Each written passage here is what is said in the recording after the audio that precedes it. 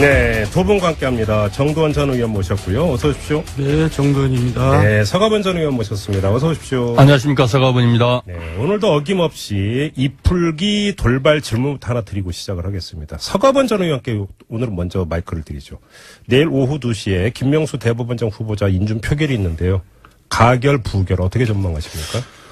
예, 내일은 잘 될 것 같아요. 가결될 것 같아요. 더군다나 지금 뭐 오늘 뉴스 보니까 문재인 대통령께서 뉴욕 가시기 전에 네. 안철수 전 대표하고도 통화하고 또 이 그 당부도 하고 협조 부탁도 해서 네. 그래서 이거 여의도에 오늘 그 큰 화제더라고요. 어쨌든 그 협치에 중요한 대목 아니겠습니까? 네. 잘 될 거라고 보고 또 안철수 대표 입장에서 지난번에 이 그 헌재 소장 네. 충분히 존재감을 확인시켰잖아요. 네. 과유불급이라고 또 한번 이 그 사고를 치면 그 국민들 보기에 그렇게 좋아 보이지는 않을 겁니다. 템포 조절에 들어갈 것이다. 이렇게 네. 보시는 것 같은데. 네. 정두원 전 의원은 어떻게 전망하세요? 네, 저도 같이 생각을 하는데요. 네. 가결되어야 가결될 것 같아요. 또 추가로 얘기 드리면은 추미애 대표가 안철수 대표하고 만나기로 한 것 같아요. 오늘 밤에. 예, 내일 오전 아닙니까? 내일 오전인가요? 예, 예. 네, 어쨌든. 네. 예, 그러니까 뭔가 좋은 분위기죠. 분위기 자체가 좀 좋게 흘러간다. 네. 그다음에 또 오후에 나온 그 뉴스를 보니까 바른정당 그 내일 의총을 통해서 결정을 하는데 의원 2-3명이 찬성 쪽으로 입장을 바꿨다라고 하는 이런 지금 뉴스가 또 그러니까 나오고 있더라고요. 예. 이렇게 보면 통과를 위한 어떤 조건이 더 무르익는 것 아니냐 뭐 이런 분석이 안 나올 수가 없는 실제로 김명수 대법원장 후보는 청문회 과정에서 드러났지만은 진짜로 이 그 흠결 하나 없는 무결점 그 후보라는 건 우리 국민들 다 확인했고 어떻게 해서든 꼬투리를 잡아보려고 했던 그 야당 의원들도 하나도 네. 찾아내지 못했지 않습니까? 네. 또 여러 가지 뭐 이 그간에 법 재판하는 것들도 그렇고 인격적으로나 소신이나 실력 이런 거를 봐서 네. 충분히 굳이 야당에서도 그렇게 반대하기에는 좀 무리가 네. 있다 이렇게 보는 것 같아요. 예. 알겠습니다. 자, 두 분 모두 그러니까 통과될 것이라고 전망을 했으니까 내일 오후 2시 조금 넘으면 이제 뚜껑이 열리게 되니까요. 뭐 결과가 나오겠죠. 자, 오늘은 이제 본 주제로 좀 넘어갔으면 좋겠는데요. 국정원 블랙리스트가 최근 엄청나게 지금 논란이 되고 있습니다. 논란이 되고 있는 파문을 지금 엄청나게 키우고 있는데 박원순 서울시장이 어제 박원순 제안 문건을 만들어서 자신을 탄압한 혐의로 이명박 전 대통령과 원세훈 전 국정원장 등 11명을 검찰에 고소를 했고 검찰은 서울중앙지검 공안 2부에 사건을 배당을 했는데 자 이렇게 되면은 이명박 전 대통령의 수사는 불가피하고 결국은 최종 종착점은 이명박 전 대통령이 된다 이렇게 봐야 되는 거겠죠. 물론이죠. 더군다나 서울시장이 고소했으니 뭐 수사는 불가피한 건데 예. 갈 길은 굉장히 멀 것 같아요. 그래요? 예, 직접 이제 이명박을 뭐 이제 소환하는 사태가 벌어지려면은 네. 상당히 갈 길은 멀 것 같고 그런 걸 목표로 하고 가는 것 같아요. 제가 볼 때는. 그러면 내친 김에 일전에 이 관련해서 이야기를 했을 때 의원님께서 뭐라고 딱 말씀을 하셨냐면 과연 이명박 전 대통령이 방비를 안 해놨겠느냐. 해놨을 것이다라고 그러니까 전망을 하신 바가 있습니다. 분석을 하신 바가 있는데. 네. 평소에 그렇게 주도 면밀을 한 분이고. 네. 그리고 이제 또 미리 이따 얘기하려고 그랬는데 미리 얘기하는데 원세훈 이제 전 원장의 입에 달려 있잖아요. 그렇죠. 근데 이제 적극적 지시냐 소극적 지시냐 이렇게 나눌 수 있어요. 이렇게 하겠다. 알아서 해라. 아니면 이명박 대통령이 이렇게 해봐라. 예, 알겠습니다. 이렇게 두 가지가 있을 수 있는데 예. 그걸 또 부인할 거 아니에요, 본인은. 그러면 이제 증거가 없잖아요. 네. 그러니까 이제 진술만 가지고 이제 그 양반을 엮어낼 수 있느냐. 네. 그런 이제 법적인 문제는 또 별개의 문제죠. 그렇군요. 이재용 재판 때 이제 소극적 뇌물이라고 하는 단어가 나오는데 이번에는 소극적 지시라고 하는 정도 단어가 나오겠습니다. 자, 그러니까 서거번 전 의원께 마이크 드리겠는데 이명박 전 대통령에 대한 사법 처리 가능성 어떻게 전망을 하세요? 실제로 사법 처리해야지요. 국정원에서 작성한 문건들이 네. 청와대에 보고됐다는 거 아니겠습니까? 네. 그것까지는 다 확인됐잖아요. 예. 지금 정의원님 말씀대로 그러면 대통령한테 직접 보고했냐 하지 않았냐. 국정원장이 청와대 국정원 문건은 청와대에 보고라는 건 대통령한테 보고합니다. 네. 국정원 문건을 어디 국정상황실이나 민정이나 이런 데 이 개통을 밟아서 하지 않거든요. 네. 국정원장이 직접 청와대에 와서 대통령께 면담에서 직보를 하게 합니다. 예. 그는 개통 밟은 다른 이 부처의 문건들하고 다르거든요. 그래서 그 자체만으로 충분히 저는 증거가 된다고 보여지고요. 적극적 지시, 소극적 그렇죠. 지시. 이제 적극적, 소극적 지시 이제 표현상 그렇는데, 예. 예를 들면 이제 그런 거 있죠. 국정원장한테 나는 그랬다. 지금 방송에 나온 연예인들 이런 사람들 지금 쓰는 말투나 이런 것들을 해서 꼭 저 사람들 저렇게 하는 거 좀 문제가 있지 않아? 예. 라고 하면, 네. 국정원장이 무슨 말인지 알아먹을 거 아니겠습니까? 네. 그 다음에 물기 위해서 준비되어 있는 이른바 독들인데, 충분히 알아서 하겠죠. 그러나 자, 이제 그러면 구체적 문건들이 갔으니까. 잠깐만요. 지금 이명박 전 대통령 측에서 나온 코멘트에 따르면 네. 대통령이 그렇게 한가한 사람이 아니다라는 멘트가 나왔습니다. 한가한 사람들이 아닌데. 이미 벌써 그러니까 1차 바리케이트를 치지 않았습니까? 그걸로? 그러니까 일일이 보고받고 일일이 지시하고 이러는 게 아니다라는 뜻이 여기는 깔려 있는 거잖아요. 한가한 사람이 아니어서 네. 국정원에서 지금 이게 정말 네. 우리 국민들이 지금 분노하고 있는 거죠. 네. 국정원이 간첩 잡으라는 국정원이 네. 한가하게 지금 연예인들 또 사회 지도층 인사들, 야권 인사들 블랙리스트 만들어서 심지어는 이 박원순 제안문건까지 네. 만들어서 이렇게까지 이 한 국정원이 네. 정말 한가한 사람들이 아닌데 그래서 우리 국민들이 분노하고 있는 거 아니겠습니까? 마찬가지로 예. 청와대도 역시 아까도 말씀드렸습니다마는 국정원장이 보고합니다. 대통령한테. 직접 예. 수석 이런 거 안 거치고. 그렇죠. 예. 그걸로도 충분한 거죠. 그러면 지금 그 분석에 따르면 수사가 더 어려울 수도 있죠. 왜냐하면 원세훈 전 원장이 입만 닫아버리면 더 이상 캘 수가 없다는 얘기가 되는 거잖아요. 그래서 제가 그 얘기를 미리 했잖아요. 예. 그래서 이제 그게 관건이라고. 근데 원세훈 원장은 얘기를 할 가능성이 높아요. 만약에 그게 그런 일이 있었다면. 그게 이제 저번에 얘기했던 형량만 깎아준다면 친구라도 지금 판단하고. 너무 오래 지금 살고 있고 앞으로도 살아야 되거든요. 그러니까. 이른바 분리박인형이 예. 성립이 되는 겁니까? 예, 그리고 또 그분이 그쪽 생활을 굉장히 못 하더라고요. 잠깐만요. 네.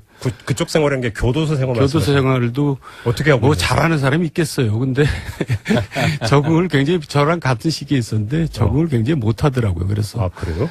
그래서 지금 MB 측에서는 굉장히 좀 불안할 것 같아요. 제 느낌은. 그러면, 이거 부는 거 아니냐, 이런 걸로? 예. 그리고 또 좀 전에 얘기하셨잖아요. 그렇게 한가한 사람이 아니다. 네. MB 측에서는 그 정도는 대응 그렇게 나오죠. 당연히. 예. 그걸 가지고 예. 그 말이 그렇게 중요한 얘기 같지는 않은데요. 실제로 김묘아 씨 어디 조사받고 나와서 얘기한 그 깨알 같은 구체적인 사례들. 저도 좀 충격 먹었는데 그런 별별 내용이 그런 것들을 검찰에서 하나하나 분석하고 또 그 자료들을 보면은 예. 또 이제 수사 기법들이 또 있잖아요. 그 사람들이 갖고 있는 검사들이 가지고 있는 네. 사실 좀 더 또 따지고 보면 박근혜 이 최순실 사건도 처음에 누가 이렇게 생각을 했습니까? 네. 그러나 진실은 밝혀지게 돼 있는 것이고 예. 죄는 죄를 지면은 네. 범죄 행위를 했으면 처벌받아야 되는 게 민주주의 국가 아니겠습니까? 또 잠깐만요. 그게 진실이 잠깐만요. 길게 있고요. 얘기를 듣다 보니까 만약에 원세훈 전 원장이 이명박 대통령이 시켰어요. 라고 만약에 진술을 하면 이 사법 처리에 있어서 수위가 지금은 원세훈 전 원장의 몸통 머리가 돼 있는 거 아닙니까? 아직까지는. 근데 MB가 시켜서 했는데요라고 하는 순간에 갑자기 머리가 가슴이 되고 그래서 형량이 좀 깎이고 이럴 수 있는 건가요? 그러니까 진술만 가지고 이제 판결을 내리기가 쉽지는 않다는 거죠. 그래요? 당연히 부인할 거 아니에요. MB 측에서는. MB 쪽에서? 네. 그런데 이제 문제는 여기서 이제 진실의 신빙성 이제 그 사법적으로 판단을 하게 되겠죠. 그렇게 된다면. 그러니까 우리가 이제 상식적으로 생각하는 거하고 네. 재판하고는 또 많이 차이가 있습니다. 알겠습니다. 그런데 지금 바른정당의 정병국 의원이 라디오 인터뷰에서 정치 보복이라고 하는 주장을 다시 했습니다. 그러면서 피는 피를 부른다. 이런 표현까지 썼는데 이런 시각 서가번 전 의원은 어떻게 보세요? 이게 이제 실제로 이제 본인들이 저질렀던 일이잖아요. 네. 사실. 그런데 이 건은 지금 경우가 전혀 다르지 않습니까? 네. 국정원에서 댓글 사건으로 대선에 개입해서 이 문건 이제 이 시작이 된 건데, 그걸 조사하다 보니까 지금 하나하나 나왔고, 이 블랙리스트도 그래서 나온 거 아니겠습니까? 예. 그러면은 지금 김미화 씨나 박원순 시장이나 또 문성근 씨나 이런 분들이 그러면 뭐 청와대하고 이 정권하고 다 공모해서 네. 지금 이것을 이 사법적으로 문제 삼고 있는 게 아니잖아요. 개인의 인권, 네. 개인이 정치적으로 또 인격권까지 무시당하고 침해당하면서 네. 이렇게 일어난 사건인데 한 개인들이 고소한 건을 가지고 이 정권 차원으로 몰고 정치 보복으로 몰고 가는 것은 네. 그것은 너무 과한 거죠. 그래요? 예. 근데 지금 MB 측근은 또 어떤 얘기까지 했냐면 박근혜 전 대통령을 둘러싼 적폐청사는 이해를 하겠는데 왜 전 정권까지 캐느냐. 그러니까 아까 말씀드렸듯이 네. 이게 박구 전 정권 이명박 정권 때 네. 원세훈 국정원장이 네. 이제 급기야는 대선 개입까지 한 거 아닙니까? 네. 그래서 그게 그때 당시에 이미 문제가 됐었고 그것이 지금까지 재판에 계속 계류되어 왔잖아요. 예. 진행되어 온 사건 아닙니까, 지금. 현재 진행되고 있는 사건 아닙니까? 네. 그래서 그 사건을 지금 재판을 하는 과정에서 이 이제 블랙리스트까지 결국 나오게 된 거잖아요. 예. 이거를 그냥 난데없이 뜬금없이 예. 이 문건 하나를 갖고 지금 흔들고 있는 게 아니고 과거 자기들처럼 예. 이게 지금 재판 과정에서 네. 박근혜 때 진행되어 오던 재판 과정에서 지금 이게 이 나온 건들인데 그거를 이 정권 차원에 지금 현재 문재인 정권으로 보복으로 돌리는 것은 예.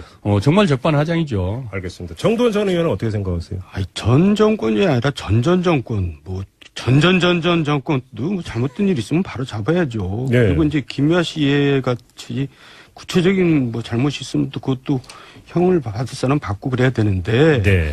정명국 의원 얘기는 뭐냐면 기본적으로 노무현 대통령의 죽음에 대한 거기에 대한 보복 심리가 밑에 깔려 있다 그 얘기예요. 한풀이다? 예, 한풀이가 깔려 있죠. 그래서 이제 전체적인 얘기를 하는 겁니다. 이거를 네. 덮고 넘어가자는 얘기가 아니고. 예. 그래서 지금 온통 과거 지향적이에요. 지금 우리 정권이 처음에는 뭐 잘 나가는 것 같더니 네.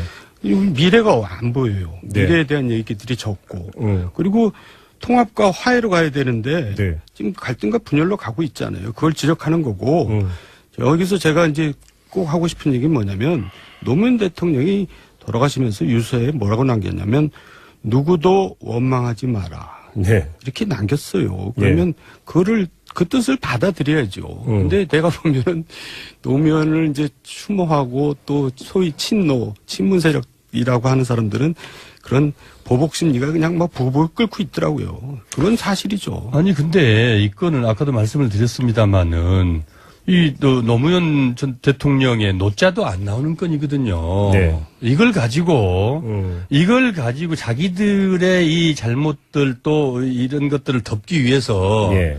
이 전가의 보도처럼 노무현 대통령을 끌어들여서 죽음까지 끌어들여서 네. 자기들이 자행한 것을 가지고 잘못했다고 그러면 잘못했다고 사과를 해야죠. 예. 그 사건을 가지고 이걸 대서 그 보복을 하고 있다라고 하는 거는 정말 그건 또 다른 범죄 행위입니다. 알겠습니다. 그렇지 않습니까? 그러면 제가 그 정도원 전 의원께 이렇게 한번 질문을 바꿔서 드려볼게요. 이명박 정부가 이제 실용 정부를 자처를 하지 않았습니까? 그럼 실용적 관점에서 한번 그 질문을 드려보겠는데 옳고 그름을 떠나서 자 상황이 이 지경까지 오지 않았습니까? 국정원의 블랙리스트가 다 공개가 됐고 어떤 짓을 했는지가 지금 하나둘씩 공개가 되고 있는 상황이고 여기서 덮을 수 있겠습니까? 아니 저는 덮자는 얘기는 아니에요. 근데 하여간 예. 아쉽다는 얘기죠. 왜 미래 얘기가 왜 없냐 이거예요. 예, 이 정부가 지금 이제 한참 할 일이 많은데 과거 얘기들 뿐이에요. 그게 저는 불만이라는 거죠. 예. 뭐 덮자는 얘기는 아닙니다. 저도 피해자입니다. 저도 정치 사찰 당해가지고 네. 정말 저도 이제 나중에 이제 이것도 나올 것 같아요. 정치인 그래요? 사찰도 예. 민간인 사찰도 이 자리에서 나오고. 어떻게 사찰당하시는지 조금만 좀 말씀을 해주시지. 아니, 그 이제 사찰이라는 게 그 주변을 뒤지는데 결국 주변을 뒤지다가 저한테 들켰죠. 어디까지 왜냐면 뒤졌대요?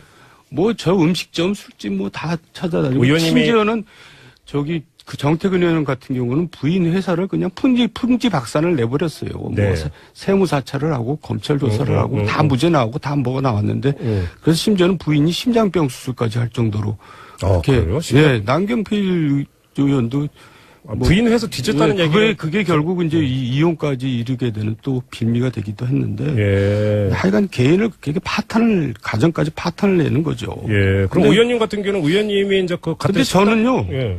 제 일에 대해서 파헤쳐서 저 그거를 처리해달라고 그렇게 하고 싶지 않아요. 왜요? 왜냐면 저는 그냥 용서했어요. 용서했다고? 용서는 저를 위한 거거든요. 상대방을 위한 게 아니라. 예. 이제 누구를 미워하면은 그게 굉장히 고통 속에 있는 겁니다. 예. 아름답지 않은 거잖아요. 예. 그걸 나를 위해서 제가 용서를 하는 거죠. 지금 의원님께서 네. 이렇게 가다가는 의원님과 관련된 내용도 나올지 모른다고 말씀하셨는데 공무원 블랙리스트도 등장을 했다는 속보가 지금 나오고 있으니까. 그렇네요. 그러니까요. 나오겠죠. 그러니까요. 어쨌든 지금 드리고 하셨지만은 네. 다시 한번 더 말씀을 드리면 그 노무현 대통령의 그 어떤 사건하고도 아무런 상관이 없는 무관한 네. 건을 가지고 마치 새로운 정권이 문 대통령 문재인 정권에서 예. 정치 보복을 하는 것으로 예. 그렇게 등식화해서 예. 그것을 이 반론을 제기를 하고 공격을 또 다른 공격을 하면서 그렇게 들이대는 것은 네. 정말 범죄 행위입니다. 알겠습니다. 아이, 거의 잘못된 범죄행위까지 거죠. 예. 돼요. 아니, 실제로 그렇지 않습니까? 왜냐면은 이 문제는- 어디 건에 이 블랙리스트 건에 예. 어디에 노무현 대통령이 어떤 식으로 어떻게 단 한 자라도 등장을 합니까? 알겠습니다. 자, 이 문제는 우리 애청자 여러분의 판단에 맡겨도 충분할 거라고 생각을 하고요. 네. 하나만 마지막으로 짚고 다른 주제로 좀 넘어가겠는데 김미아 씨가 어제 검찰에 이제 참고인 신분으로 출석을 해서 조사를 받고 와서 저희하고 인터뷰를 했는데 지금까지 알려진 거로는 국정원에서 연예인 블랙리스트를 작성한 주체가 좌파 연예인 대응 테스크포스 아니었습니까? 네. 근데 지금 그 문건에 보니까 연예인 건전화 사업 테스크포스도 있더라. 같은 얘기죠. 그러면서 그 이름으로 작성한 문건도 있고 김미화 윤도현은 젊은이들을 좀비화하는 데 앞장섰다라는 내용도 있더라. 아니 왜 국정원이 왜 이런 짓을 하고 있습니까 도대체? 국정원이 원래 태어날 때부터 그런 짓 하려고 태어난 거 아니에요? 옛날에 중앙정보부. 그러니까 사실 정권을 예. 떠나서 늘 그런 짓을 해왔어요. 너무 심하지 않아요 좀? 뭘 심했죠. 정도가 심했죠. 그러니까 그게 지금 연예인뿐만 아니고 네. MBC 정상화 전략 및 추진 방안, 네. KBS 조직 개편 이후에 인적 쇄신 추진 방안 네. 이런 문건들까지 지금 국정원을 작성해서 네. 나왔고 그래서 이제 그러면서 KBS, MBC들을 그냥 그야말로 풍비박산을 만들어 놓고 그랬던 거 아니겠습니까? 예. 그러니까 이게 한 개인들뿐만이 아니고 예. 언론 조작 네. 탄압을 위해서 결국 아주 조직적이고 치밀하게 가장 헤드쿼터에 국정원이 관여한 거죠. 근데 저는 좀 뭐한 게 이명박 정부에서 가장 큰 스캔들 가운데 하나가 민간인 불법 사찰 사건 아니었습니까? 네. 근데 그것의 주체는 국정원이 아니라 총리실이었단 말이죠. 국정원 저거죠. 그 이제 총리실 윤리지원관실. 예. 윤리지원관실에서 사찰의 어떤 그 실무 주역은 총리실이었는데 국정원도 똑같은 짓거리를 하고 있었던 것 아닙니까? 그러면 다 이게 한통속이죠. 범정부적으로 지금 그 국민들을 상대로 적으로 삼고 지금 사찰하고 뒷조사하고 대응 문건 만들고 이랬다는 얘기잖아요. 그거를 이제 청와대에서 총괄 지휘를 했죠. 청와대 어디였습니까? 그것도 노동비서관이 했잖아요. 그 당시. 이영호 노동비서관. 예, 예. 그러니까 윤리지원관실이 인원이 그렇게 많지 않아요. 그러니까요. 그러니까 이제 국정원하고 다 협업을 했겠죠. 네. 이제 총괄은 총리실에서 청와대에서 했고. 그러니까요. 그러니까 이런 것들을 가지고 그러니까 국정원 단위, 총리실 단위로 지금 그 접근에 들어갈 문제가 아니라 정권 차원에서 접근에 들어가면서 조망을 하고 캐내야 되고 사부 처리를 해야 되는 것 아니겠습니까? 그렇게 본다면. 저는 사법 처리하지 말자는 얘기가 아니라니까요. 사법 처리 하는데 네. 미래도 우리 빨리 많은 얘기를 하고 일을 하자 이런 얘기예요. 지금 미래는 안 보여서 제가 답답해서 하는 얘기예요. 알겠습니다. 지금 경제 안보 문제 얼마나 시급한 게 많습니까? 알겠습니다. 이 정도로 가름을 하고요. 또 하나 지금 불거진 현안 하나 짚어보도록 하죠. 이 문재인 정부의 외교 안보 라인을 놓고 지금 보수 야당이 총공세에 나선 것 같은데 문정인 통일외교안보특보에 대해서 송영무 국방장관이 학자 입장에서 떠든다, 개탄스럽다. 국회에 답변에서 이런 말을 했고요. 청와대에서 엄중 주의를 줬고 또 본인은 일단 사과를 하기는 했는데 송영무 장관의 이런 발언, 그 적격성 서가번 의원이 어떻게 평가하세요? 잘못된 거죠. 이거는 그러니까 이 그 국방부 장관 입장에서 이 그 대북 관련돼서 강경한 입장을 취하고 네. 대응하는 것은 뭐 국방부 장관이니까 당연 그럴 수 있죠. 네. 그러나 이제 이 그 통일외교안보 특보라는 것은 그야말로 말 그대로 일종의 자문관 아니겠습니까? 그렇죠. 또 통일외교안보 분야에 관련돼서 그때 대통령이 특별한 임무를 주거나 또 이 자문을 받고 예. 그런 역할들을 하고 평상시에서는 학자 입장에서 자기 생각들을 얼마든지 얘기할 수 있는 거거든요. 네. 예, 비상임 아니겠습니까? 그런데 그것을 가지고 잘못됐다, 개탄스럽다, 이렇게 국회에서 이렇게 하는 것은, 좀 근데 과하고, 좀, 이제 앞뒤가 안 맞죠. 본인이 뭐 잘못된 나중에 거죠. 사과까지 했으니까 그럼 부적절한 발언이라고 그 가름을 하겠는데 지금 제가 궁금한 건 장관이잖아요. 네. 자기의 말 한마디가 어떻게 파장을 미칠지 모른다라면 그게 넌센스 아닙니까? 근데 국회- 근데 다른 데도 아니고 국회 답변 과정에서 그런 식으로 이야기하는 그 마인드나 자질은 어떻게 평가를 해야 되는 겁니까? 아니 저는 이게 돌출 발언이기도 하지만 또 네. 소신 발언이라고 생각해요. 어떤 점에서? 장관이 자기 소신대로 얘기할 수 있어요. 그리고 그래야 되고요. 그렇지 않고 청와대에 무슨 지침에 따라서 모든 사람들이 모든 장관들이 일괄되게 거기 간다면은 네. 과거 이명박 박근혜 정권 뭐 그때랑 뭐 다른 게 뭐가 있어요. 그러니까 장관들은 장관들 자기 목소리를 내야 됩니다. 네. 부처마다 서로 다른 목소리를 내고 그래서 그걸 조율하고 하는 것이 청와대에서 할 일인데 예. 지금 청와대가 조율을 못한 거잖아요. 그러니까 콩가루가 된 건 청와대 책임이지 그게 왜 장관 청와대의 문제다? 그렇죠. 그러니까 네. 지금 안보실장이 이제 총 지휘자인데 지금 지휘를 잘 못하고 있는 거죠. 안보실장 지휘 문제를 제기하셨습니다. 아니, 지금 이 문제는 이제 국회에서 답변하는 과정에서 나온 얘기거든요. 그렇죠. 그러니까 실제로 지금 말씀하신 대로, 미국도 마찬가지 아닙니까? 국무부 장관 하고, 국방부 장관하고, 이른바 입장들이 달라요. 어디 가면 이제, 늘, 지금 트럼프 정권에서뿐만 아니고, 네. 과거에 오바마 정권에서도 그랬고, 그 전에 클린턴 정권에서도 그랬고, 매파가 있고 비둘기파가 있다고 그러지 않습니까? 네네. 정부 내에 강원파가 존재하고, 그래서 그런 의견들을 가지고, 최종적으로 대통령이 어떤 정책을 어떻게 결정하느냐. 네.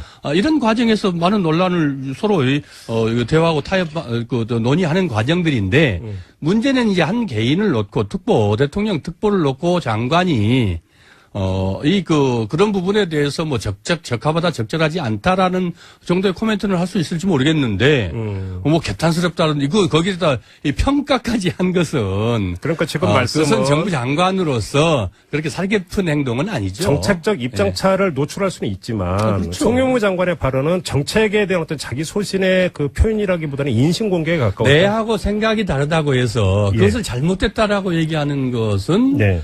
그건 장관뿐만 아니라 누구도, 그것은 이 바람직스럽지는 않죠. 그래도 특보는 자문하는 사람이고 예. 장관은 군을 통솔한 사람입니다. 네네. 그런 장관을 면박을 주면 군 사기가 뭐가 됩니까? 그리고 지금 우리 안보가 불안한데 안보 라인 자체가 불안해요. 지금까지 쭉 보면은 네. 그니 국민들이 얼마나 더 불안하겠어요. 그리고 그 근본적인 원인은 결국은 이중성에 있다고 봐요. 그러니까 지금 문재인 정권은 안보에 대해서 이중적이에요.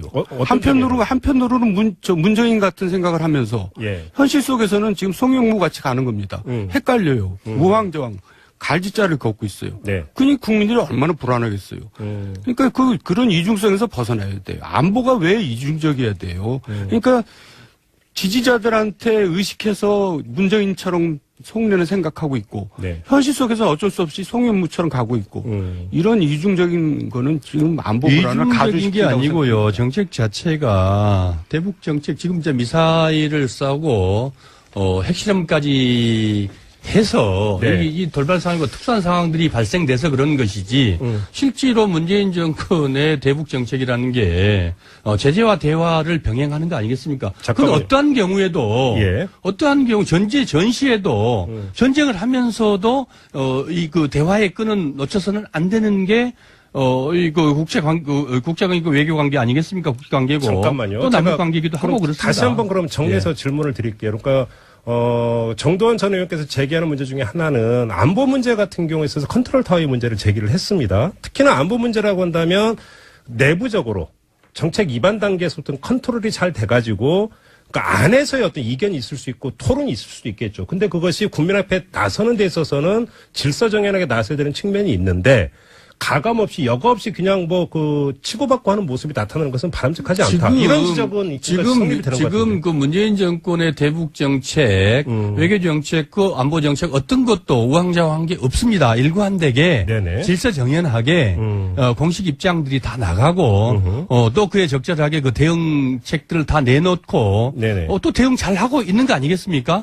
그거를 정치적으로 오히려 야당에서 왜 안보 특히나 이게 불안한 시기에 안보 문제를 가지고 정쟁의 수단으로 삼는 것을 오히려 우리 국민들이 불안해하고 경계하는 거죠. 아까 말씀드린 문재인 특보 아니겠습니까? 특보가 자기 생각을 얘기를 하고 그다음에 대화의 끈을 놓쳐서는 안 된다라는 그분의 그 기본 정책이 기본 입장이거든요. 예, 예. 그런 것을 이제 국회에서 뭐 이 국회 질문이라는 게 구체적으로 뭐 이렇게 그 시간을 많이 주고 저 설명을 해라가 아니고, 그냥, 직문직답, 이것에 어떻게 생각하냐. 그냥 한마디로 얘기하세요. 이런 식이거든요. 그러다 보니까 이제 아직 또 국방부 장관으로서도 군인 출신인데, 적응이 안 되다 보니까 그런 답이 나왔을 거라고 생각을 합니다만은, 네. 그게 지금, 문재인 정권의 이 대북 정책, 안보 정책의 혼란으로 얘기하는 것은, 말씀하시는 것은, 그건 지나친 비약이다. 알겠습니다. 지금 그 서가번 전 의원의 진단은 그렇게 혼란스러운 게 아닌데 보수 야당이 한편으로 그렇게 공세를 펴고 있고 또 한편으로는 그렇게 프레임을 짜고 있다. 그렇죠. 그래서 그렇게 비춰지는 것일 뿐이다. 그렇게 라는 주장하고 있는 것뿐이죠. 주장하시고 있는 네. 건데 정도원 전 의원님이 마무리 발언을 해주셔야 될 것 같습니다. 네, 그러니까 안보실장이 뭔가 지금 지휘를 잘 못하고 있는 건 분명하고요. 예. 또 문정인 특보가 한미 군사훈련을 축소해야 된다고 얘기를 해놓고는 이제 거기에 대해서 문제가 되니까 개인 의견이다. 특보가 어떻게 개인입니까? 이러놓고 국민들을 우롱하는 거죠. 지금 안보 문제는 진짜 심각한데 또 안보 라인은 진짜 더 심각합니다. 그래요? 네. 혼란이 맞다 이런 말씀이시죠? 네, 네. 알겠습니다. 오늘 직설이 좀 상당히 뜨거웠습니다. 네, 알겠습니다. 자, 이렇게 마무리하면서 두 분과 인사 나누겠습니다. 서가번 전 의원, 정도원 전 의원 두 분과 함께했습니다. 고맙습니다. 수고하셨습니다. 수고하셨습니다. 모두 그러니까 통과될 것이라고 전망을 했으니까 내일 오후 2시 조금 넘으면 이제 뚜껑이 열리게 되니까요. 뭐 결과가 나오겠죠. 자, 오늘은 이제 본 주제로 좀 넘어갔으면 좋겠는데요. 국정원 블랙리스트가 최근 엄청나게 지금 논란이 되고 있습니다. 논란이 되고 있는 파문을 지금 엄청나게 키우고 있는데 박원순 서울시장이 어제 박원순 제안 문건을 만들어서 자신을 탄압한 혐의로 이명박 전 대통령과 원세훈 전 국정원장 등 11명을 검찰에 고소를 했고 검찰은 서울중앙지검 공안 2부에 사건을 배당을 했는데 자 이렇게 되면은 이명박 전 대통령의 수사는 불가피하고 결국은 최종 종착점은 이명박 전 대통령이 된다 이렇게 봐야 되는 거겠죠. 물론이죠. 더군다나 서울시장이 고소했으니 뭐 수사는 불가피한 건데 예. 갈 길은 굉장히 멀 것 같아요. 그래요? 예, 직접 이제 이명박을 뭐 이제 소환하는 사태가 벌어지려면은 네.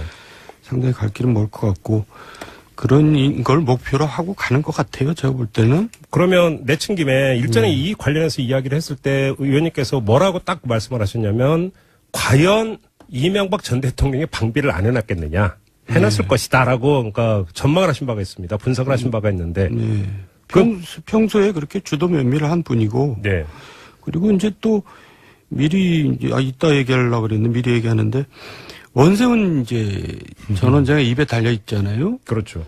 근데 이제 적극적 지시냐 소극적 지시냐 이렇게 나눌 수 있어요. 이렇게 하겠다. 알아서 해라. 아니면 이명박 대통령이 이렇게 해봐라. 예, 알겠습니다. 이렇게 두 가지가 있을 수 있는데 예. 그걸 또 부인할 거 아니에요, 본인은. 그러면 이제 증거가 없잖아요. 네. 그러니까 이제 진술만 가지고 이제 그 양반을 엮어낼 수 있느냐. 네. 그런 이제 법적인 문제는 또 별개의 문제죠. 그렇군요. 이재용 재판 때 이제 소극적 뇌물이라고 하는 단어가 나오는데 이번에는 소극적 지시라고 하는 지금 또 단어가 나오고 있습니다. 자, 그러니까 서거번 전 의원께 마이크 드리겠는데 이명박 전 대통령에 대한 사법 처리 가능성 어떻게 전망을 하세요? 실제로 사법 처리해야지요. 국정원에서 작성한 문건들이 예. 청와대에 보고됐다는 거 아니겠습니까? 네. 그것까지는 다 확인됐잖아요. 예. 지금 정도원님 의원님 정의원님 말씀대로 그러면 대통령한테 직접 보고했냐 하지 않았냐. 국정원장이 청와대 국정원 문건은 청와대에 보고라는 건 대통령한테 보고합니다. 네. 국정원 문건을 어디 국정상황실이나 민정인 굉장히 못하더라고요. 잠깐만요. 네. 그쪽 생활한 게 교도소 생활 교도소 말씀하세요? 생활도 어떻게 하고 뭐 있어요? 잘하는 사람이 있겠어요. 근데 적응을 굉장히 저랑 같은 시기에 있었는데 적응을 굉장히 못하더라고요. 그래서 아, 그래요? 그래서 지금 MB 측에서는 굉장히 좀 불안할 것 같아요. 제 느낌은. 그러면 이거 부는 거 아니냐 이런 걸로? 예. 오. 그리고 또 좀 전에 뭐 얘기하셨잖아요. 그렇게 한가한 사람이 아니다. 네. 뭐 MB 측에서는 뭐 그 정도는 대응 그렇게 나오죠. 당연히. 예. 그걸 가지고 뭐 그 예. 말이 그렇게 중요한 얘기 같지는 않은데요. 실제로 김묘아 씨 어디 조사받고 나와서 얘기한 그 깨알 같은 저희가 구체적인 인터뷰에서 사례들. 얘기했는데 저도 좀 충격 먹었는데 그런 별별 것들, 내용이 예, 그런 것들을 예. 검찰에서 하나하나 분석하고 또 그 자료들을 보면은 예. 또 이제 수사 기법들이 또 있잖아요. 그 예. 사람들이 갖고 있는 검사들이 가지고 있는 네. 사실 좀 더 뭐 따지고 보면 박근혜 이 최순실 사건도 처음에 누가 이렇게 생각을 했습니까? 네. 그러나 진실은 밝혀지게 돼 있는 것이고 예. 죄는 죄를 지면은 네. 범죄 행위를 했으면 처벌받아야 되는 게 민주주의 국가 아니겠습니까? 또 그게 잠깐만요. 진실이 잠깐만요. 근데 진리게 있고요. 얘기를 듣다 보니까 만약에 원세훈 전 원장이 이명박 대통령이 시켰어요. 라고 만약에 진술을 하면 이 사법 처리에 있어서 수위가 지금은 원세훈 전 원장이 몸통 머리가 돼 있는 거 아닙니까? 아직까지는. 아직까지는. 근데 MB가 시켜서 했는데요라고 하는 순간에 갑자기 머리가 가슴이 되고 그래서 형량이 좀 깎이고 이럴 수 있는 건가요? 그러니까 진술만 가지고 이제 판결을 내리기가 쉽지는 않다는 거죠. 그래요? 당연히 부인할 거 아니에요. 저 MB 측에서는. MB 쪽에서? 네. 그런데 이제 문제는 여기서 이제 진실의 신빙성 이제 그 사법적으로 판단을 하게 되겠죠. 그렇게 된다면. 그러니까 우리가 이제 상식적으로 생각하는 거하고 네. 재판하고는 또 많이 차이가 있습니다. 알겠습니다. 그런데 지금 바른정당의 정병국 의원이 라디오 인터뷰에서 정치 보복이라고 하는 주장을 다시 했습니다. 그러면서 피는 피를 부른다. 이런 표현까지 썼는데 이런 시각 서가번 전 의원은 어떻게 보세요?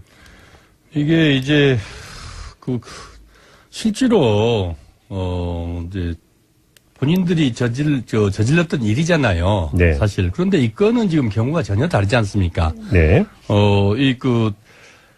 국정원에서 댓글 사건으로 대선에 개입해서 이 문건 이제 이 시작이 된 건데, 그걸 조사하다 보니까 지금 이런데 이 개통을 밟아서 하지 않거든요. 네. 국정원장이 직접 청와대 와서 대통령께 면담에서 직보를 하게 합니다. 예. 그는 개통 밟은 다른 이 부처의 문건들하고 다르거든요. 그래서 그 자체만으로 충분히 저는 증거가 된다고 보여지고요. 적극적 지시, 소극적 그렇죠. 지시. 이제 적극적, 소극적 지시 이제 표현상 그렇는데, 예. 예를 들면 이제 그런 거 있죠. 국정원장한테 나는 그랬다. 지금 방송에 나온 연예인들 이런 사람들 지금 쓰는 말투나 이런 것들을 해서 꼭 저 사람들 저렇게 하는 거 좀 문제가 있지 않아? 예. 라고 하면, 네. 국정원장이 무슨 말인지 알아먹을 거 아니겠습니까? 네. 그 다음에 물기 위해서 준비되어 있는 이른바 독들인데, 충분히 알아서 하겠죠. 그러나 이제 그러면 구체적 문건들이 갔으니까. 잠깐만요. 지금 이명박 전 대통령 측에서 나온 코멘트에 따르면 네. 대통령이 그렇게 한가한 사람이 아니다라는 멘트가 나왔습니다. 한가한 사람들이 아닌데. 이미 벌써 그러니까 1차 바리케이트를 치지 않았습니까? 그걸로? 그러니까 일일이 보고받고 일일이 지시하고 이러는 게 아니다라는 뜻이 여기는 깔려 있는 거잖아요. 한가한 사람이 아니어서 네. 국정원에서 지금 이게 정말 네. 우리 국민들이 지금 분노하고 있는 거죠. 네. 국정원이 간첩 잡으라는 국정원이 네. 한가하게 지금 연예인들 또 사회 지도층 인사들, 야권 인사들 블랙리스트 만들어서 심지어는 이 박원순 제안문건까지 네. 만들어서 이렇게까지 이 한 국정원이 네. 정말 한가한 사람들이 아닌데 그래서 우리 국민들이 분노하고 있는 거 아니겠습니까? 마찬가지로 예. 청와대도 역시 아까도 말씀드렸습니다마는 국정원장이 보고합니다. 대통령한테. 직접 예. 수석 이런 거 안 거치고. 그렇죠. 예. 예. 그러면 그걸로도 충분한 거죠. 그러면 지금 그 분석에 따르면 수사가 더 어려울 수도 있죠. 왜냐하면 원세훈 전 원장이 입만 닫아버리면 더 이상 캘 수가 없다는 얘기가 되는 거잖아요. 그래서 제가 그 얘기를 미리 했잖아요. 예. 그래서 이제 그게 관건이라고. 근데 원세훈 원장은 얘기를 할 가능성이 높아요. 만약 그게 그런 일이 있었다면. 그게 이제 저번에 얘기했던 형량만 깎아준다면 친구라도 지금 판단하고. 너무 오래 지금 살고 있고 앞으로도 살아야 되거든요. 그러니까. 이른바 플리바게닝이 예. 성립이 되는 겁니까? 예, 그리고 또 그분이 그쪽 생활을. 네, 두 분과 함께 합니다. 정두원 전 의원 모셨고요. 어서 오십시오. 네, 정도원입니다. 네, 서가번 전 의원 모셨습니다. 어서 오십시오. 안녕하십니까. 서가번입니다. 네, 오늘도 어김없이 이풀기 돌발 질문부터 하나 드리고 시작을 하겠습니다. 서가번 전 의원께 오늘은 먼저 마이크를 드리죠. 내일 오후 2시에 김명수 대법원장 후보자 인준 표결이 있는데요. 가결, 부결 어떻게 전망하십니까? 예, 내일은 잘 될 것 같아요. 가결될 것 같아요. 더군다나 지금 뭐 오늘 뉴스 보니까 문재인 대통령께서 뉴욕 가시기 전에 네. 안철수 전 대표하고도 통화하고 또 당부도 하고 협조 부탁도 해서 네. 그래서 이거 여의도에 오늘 그 큰 화제더라고요. 어쨌든 그 협치의 중요한 대목 아니겠습니까? 네. 잘 될 거라고 보고 또 안철수 대표 입장에서 지난번에 그 헌재 소장 네. 충분히 존재감을 확인시켰잖아요. 네. 과유불급이라고 또 한번 그 사고를 치면 그 국민들 보기에 그렇게 좋아 보이지는 않을 겁니다. 템포 조절에 들어갈 것이다. 이렇게 네. 보시는 것 같은데. 네. 정두환 전 의원은 어떻게 전망하세요? 네, 저도 같이 생각을 하는데요. 네. 가결되어야 하고 가결될 것 같아요. 음. 또 추가로 얘기 드리면은 추미애 대표가 안철수 대표하고 만나기로 한 것 같아요. 오늘 밤에. 예, 내일 오전 아닙니까? 내일 오전인가요? 예, 예. 네, 어쨌든. 네. 예, 그러니까 뭔가 좋은 분위기죠. 분위기 자체가 좀 좋게 흘러간다. 그다음에 또 오후에 나온 그 뉴스를 보니까 바른정당 그 내일 의총을 통해서 결정을 하는데 의원 2-3명이 찬성적으로 입장을 바꿨다라고 하는 이런 지금 뉴스가 또 그러니까 나오고 있더라고요. 예. 이렇게 보면 통과를 위한 어떤 조건이 더 무르익는 것 아니냐 뭐 이런 분석이 안 나올 수가 없는 실제로 김명수 대법원장 후보는 청문회 과정에서 드러났지만은 진짜로 흠결 하나 없는 무결점 후보라는 건 우리 국민들 다 확인했고 어떻게 해서든 꼬투리를 잡아보려고 했던 그 야당 의원들도 하나도 네. 찾아내지 못했지 않습니까? 네. 또 여러 가지 그간에 법 재판하는 것들도 그렇고 인격적으로나 소신이나 실력 이런 거를 봐서 네. 충분히 굳이 야당에서도 그렇게 반대하기에는 좀 무리가 네. 있다 이렇게 보는 것 같아요. 예. 알겠습니다. 자, 두 분 하나하나 나왔고 이 블랙리스트도 그래서 나온 거 아니겠습니까? 예. 그러면은 지금 김미화 씨나 박원순 시장이나 또 문성근 씨나 이런 분들이 그러면 뭐 청와대하고 이 정권하고 다 공모해서 네. 지금 이것을 이 사법적으로 문제 삼고 있는 게 아니잖아요. 개인의 인권, 네. 개인이 정치적으로 또 인격권까지 무시당하고 침해당하면서 네. 이렇게 일어난 사건인데 한 개인들이 고소한 건을 가지고 이 정권 차원으로 정치 보복으로 몰고 가는 것은 네. 그것은 너무 과한 거죠. 그래요? 예. 근데 지금 MB 측근은 또 어떤 얘기까지 했냐면 박근혜 전 대통령을 둘러싼 적폐청산은 이해를 하겠는데 왜 정권까지 캐느냐. 그러니까 아까 말씀드렸듯이 예. 이게 전 정권 이명박 정권 때 예. 원세훈 국정원장이 네. 이제 급기야는 대선 개입까지 한 거 아닙니까? 네. 그래서 그게 그때 당시에 이미 문제가 됐었고 그것이 지금까지 재판에 계속 계류되어 왔잖아요. 예. 진행되어 온 사건 아닙니까, 지금. 현재 진행되고 있는 사건 아닙니까. 네. 그래서 그 사건을 지금 재판을 하는 과정에서 이 이제 블랙리스트까지 결국 나오게 된 거잖아요. 예. 이거를 그냥 난데없이 뜬금없이 예. 이 문건 하나를 갖고 지금 흔들고 있는 게 아니고 과거 자기들처럼 예. 이게 지금 재판 과정에서 네. 박근혜 때 진행되어 오던 재판 과정에서 지금 이게 이 나온 건들인데 그거를 이 정권 차원에 지금 현재 문재인 정권으로 보복으로 돌리는 것은 예. 정말 적반하장이죠. 알겠습니다. 정도원 전 의원은 어떻게 생각하세요? 아니, 전 정권이 아니라 전전 정권, 뭐, 전전 정권도 뭐 잘못된 일 있으면 바로 잡아야죠. 네. 그리고 이제 김유아 씨 같이 구체적인 뭐 잘못이 있으면 또 그것도 형을 받을 사람 받고 그래야 되는데. 네. 정명국 의원 얘기는 뭐냐면, 기본적으로 노무현 대통령의 죽음에 대한 거기에 대한 보복 심리가 밑에 깔려 있다 그 얘기예요. 한풀이다? 예, 한풀이가 깔려 있죠. 그래서 이제 전체적인 얘기를 하는 겁니다. 이거를 네. 덮고 넘어가자는 얘기가 아니고. 예. 그래서 지금 온통 과거 지향적이에요. 좀 우리 정권이. 처음에는 뭐 잘 나가는 것 같더니. 네. 미래가 안 보여요. 네. 미래에 대한 얘기들이 적고. 그리고 통합과 화해로 가야 되는데. 네. 지금